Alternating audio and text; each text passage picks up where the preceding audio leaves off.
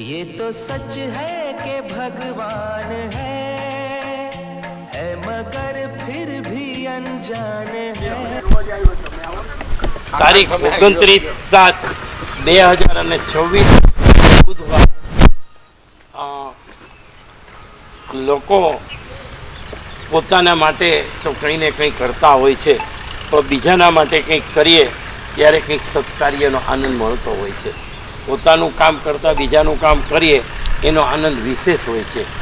તો પાંજરાપોળ ગૌશાળામાં આજે એક તો ગુરુ પૂર્ણિમાનો દિવસ છે. ગુરુએ આજ્ઞા આપી છે.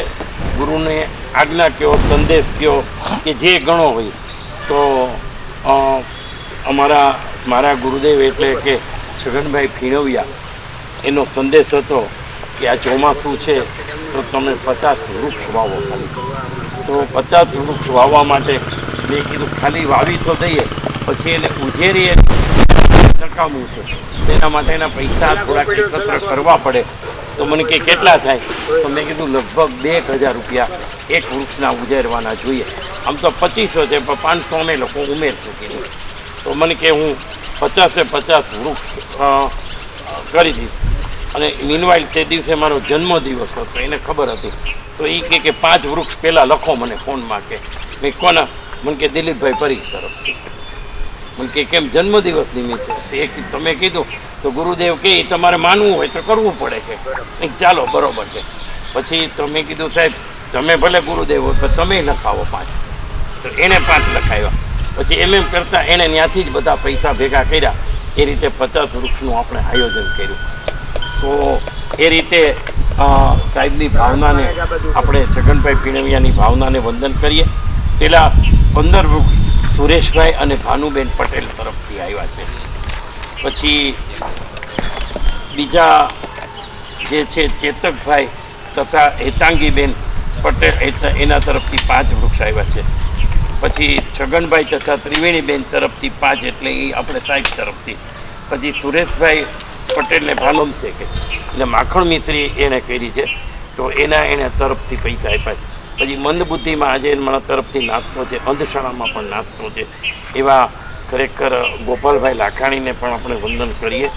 તો ખાસ તો એણે એક વાત કરી હતી, એટલે મને એક વાત યાદ આવે છે માણસોની સંખ્યાની દ્રષ્ટિએ, કે સ્વામી સચિદા એટલે સિદાનંદ સ્વામી હતા. એટલે એ હરિદ્વારમાં અને અમારા ઋષિકેશથી અહીંયા ડૉક્ટર નરેન જોશીને આવતા હતા.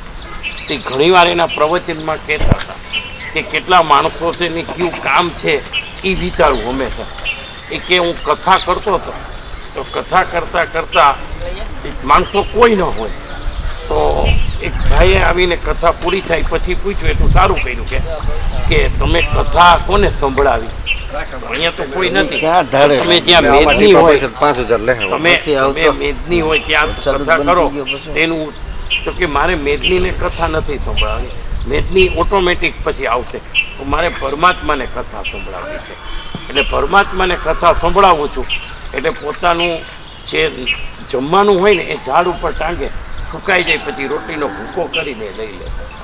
એવી રીતે ભાગવતમાં તુકારામ કે કોઈનું આવે છે, બહુ મને યાદ નથી, પણ તુકારામ જ લગભગ કથા હનુમાનજી દાદાને એણે 100 વખત સંભળાવી હતી. ત્યારે પહેલાં એ રામાયણ વાંચતા હતા, પછી એને ભાગવત એટલે કીધું કે તમે આ લોકોમાં કથાને બધું રામાયણ કરો, તમે બીજી કથા કરો. કે તો કે મારે આજ્ઞા લેવી પડે ભગવાનની. કે કેવી રીતે? તો એણે નિયમ કર્યો કે જ્યાં સુધી ભગવાન મને આજ્ઞા લઈ દે, તો ભગવાનની આજ્ઞા માગવા માટે એણે 100 વખત કથા, પોતાની કથા એણે હનુમાનજી દાદા આગળ છે. હનુમાનજી એને પ્રસન્ન થાય છે અને વરદાન આપે છે, અને પછી એ વસ્તુ બહુ આગળ વધે છે અને રામાયણ લખી શક્યા. એ બધું એટલે કોઈ સંત કે કોઈ માણસોની મેદની કોઈ દિવસ જોવી નહીં. કાર્ય અગત્યનું હોય ત્યાં જાઓ. મેદની તો માણસોની ઘણા માણસોમાં હોય, એ મનોરંજનમાં હોય, બીજામાં હોય. તો આપણે શું કાર્ય કરવા આવ્યું છે હંમેશા જો વિશેષ હું નથી કહેતો. તો આવા એક નાના કામ માટે આપ તો આવ્યા, એટલે હું ખરેખર એક આભારની લાગણી વ્યક્ત કરું છું. સાથોસાથ અમારી આ પાંજરાપોળ છે પૂરે લોકોને એમ થાય કે દિલીપભાઈ હલાવતા, તો એવું નથી.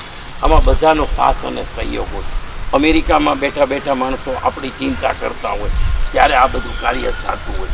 તો એવી રીતે મુંબઈમાં અમારા દીપકભાઈ પારેખ, મેં કીધું એમ હમણાં જ કીધું તો સેલિબ્રેટ, અને મુકેશભાઈ મહેતા કરીને છે, એ ખૂબ સારી રીતે અમારું કાંઈ પણ હવે તો એવું એણે નક્કી કર્યું છે કે મુંબઈમાં સારું કાર્ય હશે ત્યાં અમે સારું પુષ્પગજ લઈને જાશું અને એક આવી ગાય આપશું. કે આપણે ગાય છે ને એવી ગાય કરવા નાખી છે, અને એને કહેશું કે અમારે પૈસા નથી જોતા, આમાં તમને એમ થાય તો તમે મૂકજો નહીં, અમને આપજો. અને ક્યાંય મરણ થતું હશે તો આશ્વાસન પત્ર અમે આપવા જશું અને એ બધું કરશું. એટલે એનાથી પ્રભાવ ઘણો સારો પડશે. તો એવી રીતે અમારા વિજયભાઈ પારેખ આપણે ગાંઠિયાવાળા છે ને, આ ગાંઠિયાવાળા, તો એમને કાલે એક એના મામા, એટલે એના મામા જે છે એ અમે પણ મામા કહેતા હતા. એટલે એક વખત એવું થયું કે મેં ઘનશ્યામભાઈ મુંબઈ ગયા, એટલે મેં મામા, એટલે મામાનું સરનામું લખ્યું હતું, તો મેં સરનામું લખી દીધું મામા અહીંયા રહે છે. ઘનશ્યામભાઈ અમારે વડીલો હતા પણ વ્યવહાર તો મારે જ કરવાનો હતો, તો એ સરનામું પર એ તો ત્યાં પહોંચી ગયા. પછી કે આપણા ગાવાના તો કાંઈ લાગતા નથી. એમને ભગવાને સાક્ષાત દર્શન આપ્યા હતા અને એના હાથે જમાડ્યા હતા, અને છેલ્લે એને દેહ છોડ્યો ત્યારે કૃષ્ણ ભગવાને એને અગ્નિદાન આપ્યો. એવી રીતે ચાંદ બીબી એક થઈ ગયા. ચાંદ બીબી જે મીરા અંતિમ સમયે ઠાકોરજીમાં, ગિરધર ગોપાલ, એને તો બીજું કાંઈ હતું જ નહીં, તો એ ઠાકોરજીમાં સમાઈ ગયા હતા. એને કોઈ અગ્નિદાન નથી આપ્યો, એ આમનામ સ્વયં ઠાકોરજીમાં સમાઈ ગયા હતા. એવી રીતે ચાંદ બીબી છે એ ગોરધનનાથજીના સ્વરૂપમાં, એટલે શ્રીનાથજીના સ્વરૂપમાં સમાઈ ગયા હતા. એને અગ્નિદાન છતાં ગોકુળમાં આજની તારીખે એની બંનેની એની ભાષામાં ખબર કહીએ. સૌ પ્રથમ આજ ગુરુ પૂર્ણિમાના શુભ અવસર પર કૃષ્ણવનમાં વૃક્ષારોપણના કાર્યમાં માટે દિલીપભાઈ પરીખે જે આ અવસર આપ્યો તે માટે દિલીપભાઈ પરીખનો હું આભાર. ને કૃષ્ણમ વંદે જગતપિતા, જે આપણા જગતગુરુ છે એવા કૃષ્ણમ વંદે, એટલે કૃષ્ણને પણ હું વંદન કરું છું. કહેવાય છે કે જિંદગી એક અવસર है, कुछ करने का, कुछ पाने का, कुछ बनने का. તો દિલીપભાઈ પરીખ તરફથી આપણે પ્રેરણા મળે છે કે એક આવું સુંદર કાર્ય કરે છે. ભગવાનને ગમે એવું કાર્ય કરવું ને એ સૌને ખુશી આપે છે. જે બીજાના ખુશી માટે જીવે છે ને એ હંમેશા પોતે ખુશ રહે છે અને સૌને ખુશ રાખે છે. તો આ શુભ અવસરનું સૂચન કરનાર યુએસના ગુરુવર્ય દિલીપભાઈ પરીખના ગુરુવર્ય શ્રી છગનભાઈ ફીણવિયાએ કૃષ્ણવનમાં 50 વૃક્ષો રોપવાનું કાર્ય કર્યું છે. ને એ વૃક્ષારોપણના કાર્યક્રમ માટે અહીં ઉપસ્થિત દિલીપભાઈ પરીખ, ટ્રસ્ટી શ્રી પાંજરાપોળ ગૌશાળા ટ્રસ્ટી શ્રી દિલીપભાઈ પરીખ, પછી રોટરી ક્લબના પ્રમુખ શ્રી રવિભાઈ, અને સેક્રેટરી શ્રી ડૉક્ટર જીતભાઈ જોશી, અને આદરણીય વસંતભાઈ પોકળ, અને શ્રી હિતેશભાઈ પોપટ અને સુરેશભાઈ સોની, અહીં ઉપસ્થિત તમામ સાથે સ્ટાફ કર્મચારી બધાને આજે મારા વંદન કરું છું કે આવું શુભ કાર્ય અમને વારે વારે મળે. એટલા માટે જે આજે યુએસથી ફેરવેભાઈએ જે આ શુભ કાર્ય માટે ભેગા કર્યા છે એના માટે હું એટલું કહીશ કે વૃક્ષો છે આપણું અનમોલ રતન, જતન કરો, જનજાગૃતિ લાવો અને ઠેર ઠેર વૃક્ષો આવો. આ વાક્ય એને ખરેખર એક લાગુ પડે છે કે આપણે પણ એનામાંથી શીખવાનું છે. વૃક્ષ છે એ આપણા જીવનનો આધાર છે.